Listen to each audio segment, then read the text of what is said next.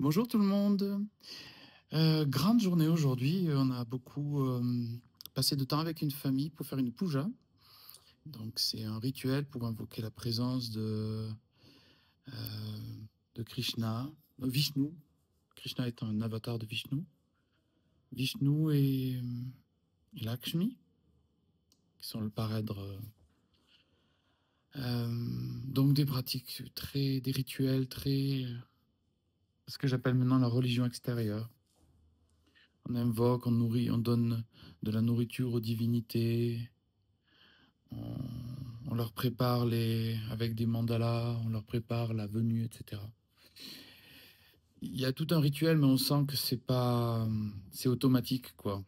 C'est même pas une critique, ce que je dis, c'est exactement ça.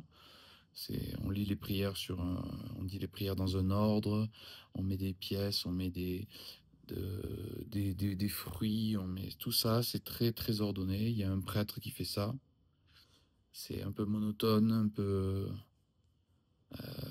c'est un rituel, c'est des rituels, voilà. C'est vraiment des croyances, quoi. Ils veulent nourrir les divinités pour qu'elles soient gentilles et que leur apportent la bonne santé, la prospérité pour la famille, etc. Bon, c'est vraiment très très éloigné de ce qui fondamentalement m'intéresse dans la spiritualité, on peut l'appeler comme ça, hein. Vous comprendrez bien que, en ce qui me concerne, c'est la voie intérieure, donc ce qu'on pourrait appeler ça la religion intérieure, quoi. Donc, pendant le rituel, en fermant les yeux, à un moment, quand même, j'ai senti la présence de la divinité, en l'occurrence Vishnu, hein. Ce matin, j'avais canalisé Krishna, comme par hasard. Vishnu, euh, donc, et, euh, et Lakshmi. Ah, j'ai senti leur présence, mais finalement, tous ces rituels extérieurs sont pas nécessaires pour entrer en contact, hein. Vous avez bien vu que je ferme les yeux, je canalise, quoi. Mais bon, je comprends que ça fait partie des paliers. Alors du coup, aujourd'hui, toute une méditation est arrivée. Excuse-moi, je me frotte les yeux car je suis un peu fatigué, j'avoue. Euh, la nuance immensissime qu'il y a entre la croyance et la foi. Tous ces rituels-là, c'est de la croyance, quoi. Il y a vraiment la croyance qu'on va donner à manger aux divinités, qu'on va leur faire plaisir en leur donnant du maquillage, qu'on va leur donner des bijoux pour qu'elles s'habillent, etc. C'est vraiment des croyances, c'est des rituels, c'est très l'ego humain qui se projette dans des idées de Dieu, quoi, de divinité. Qui plus est, pluriel, des divinités plurielles. Donc, ces divinités plurielles sont pas comprises comme le fait que c'est en fait des différentes qualités de l'un, de Dieu un. Donc, ce que je vois, c'est que dans les paliers de, de conscience, on a donc là des pratiquants qui sont dans la croyance et qui font ça surtout parce qu'ils veulent avoir une bonne vie, parce que, voilà, c'est c'est ce qu'on appelle le tribalisme dans les évolutions des religions. Et ça fait partie de la construction des religions. La religion est toute très extérieure. Le prêtre qui était là était pas connecté. C'est un travail, il dit les choses. Ça vibre pas trop, quoi. C'est très mécanique, hein, comme je l'ai dit hier. Je pense qu'il y a vraiment cette idée de religion automatique ou de système automatique de comportement. Enfin, beaucoup vu ça. On est monté ensuite dans un monastère bouddhiste, à ciel ouvert, quoi, avec stupa. Et puis, je vous mettrai ça dans la section communauté, vous verrez quelques photos.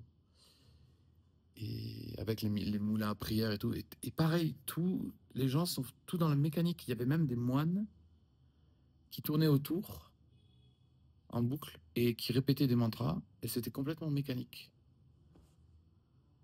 C'est surprenant euh, pour moi de voir ça, tout ça. Donc cette omniprésence de la spiritualité ou de la religion extérieure, énormément de pratiques, mais totalement mécanique. J'ai quasiment vu personne qui ne fasse pas mécaniquement les choses spirituellement ici. C'est très étrange, hein, ce que je vous dis, hein. Je suis surpris moi-même, hein, et puis le voyage n'est pas fini, hein, c'est en cours, c'est des étapes, c'est des observations. Donc, j'intègre tout intimement, je vais au-dedans, mais surtout ce que je me rends compte, c'est que je transmets sans cesse.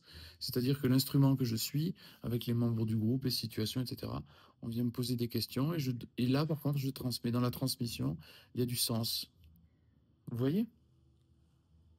Euh, donc ma fonction se fait, sans que je le fasse volontairement, et c'est pas dans un espace où justement là, tout est relativement mécanique, bien que ce soit avec plein de temples, des milliers de temples, il y en a partout, des milliers d'hôtels pour des divinités, etc.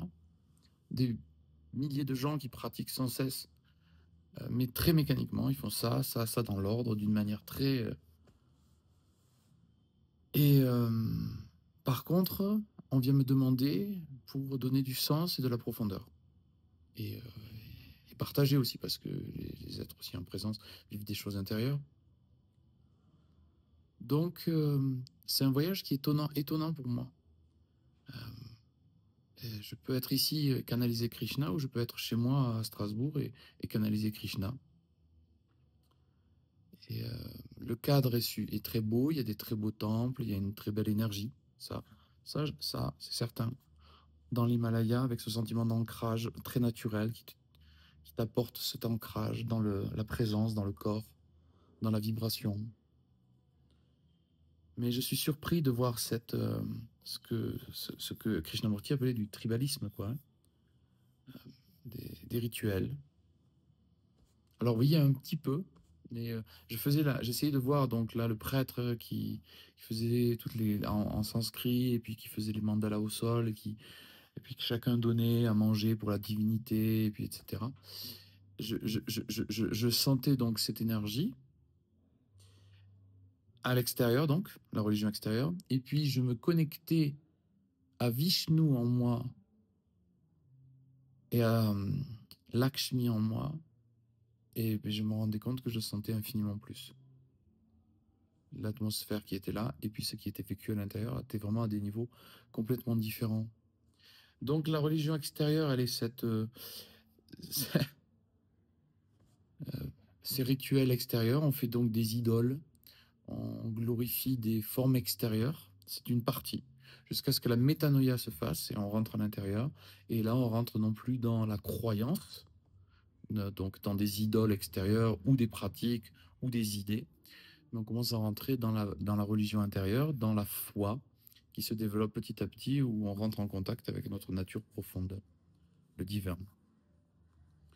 Donc, toute la journée, j'ai vraiment senti cette différence entre, que vous comprenez, hein, n'est-ce pas, entre la croyance dans une religion quelconque, la croyance dans un sauveur, comme j'ai dit hier, la croyance, les idées extérieures, la croyance dans notre ego aussi, hein, la croyance dans nos idées personnelles, la croyance, l'objet, quoi, l'objet, c'est Bouddha qui avait compris ça, hein, que ce soit les objets extérieurs ou les objets de pensée sur nous-mêmes ou le monde, ce sont des objets éphémères. Donc c'est des croyances, hein, c'est des agrippements. Et puis la foi, qui est une reliance intime vivante, qui n'est pas du domaine de la croyance, qui est du domaine de l'expérience immédiate, où on sent Dieu en soi, on sent la vibrance de l'être, la présence. Et il n'y a plus de doute au niveau mental, puisqu'on n'est plus dans le domaine du mental, on est dans le domaine de l'expérience. Ça passe par le sentir, mais ça va même au-delà en quelque sorte. C'est par la porte du sentir, on arrive à cet état. Et voilà, voilà. Voilà. Donc là, on est à Patane. Demain, on va changer. On va aller vers d'autres expériences. Et je vous raconterai un petit peu tout ça. Euh, voilà ce que je peux déposer aujourd'hui. Donc, percevez en vous si vous avez plutôt des croyances en Jésus, ou si vous avez la foi en ce qu'il montrait, c'est-à-dire en l'un, en Dieu, dans le Père, mais pas en tant qu'objet, hein, comme on pourrait dans une religion extérieure dire, par exemple, Dieu représenté par un patriarche sur un trône dans les nuages. Ça, c'est la religion extérieure. Et puis la religion intérieure, c'est trouver Dieu dans son cœur. Vous voyez, hein, donc on avait ça. Et vraiment la croyance dans une image ou une idole, ou la foi, c'est-à-dire le lien vivant, le religere, la religion intérieure, le lien vivant avec la nature de la présence de l'être, de la vie, de ce qui est. Voilà. Je vais, bientôt manger et pour cela, je vais vous souhaiter une très belle soirée et vous dis à demain. Merci beaucoup.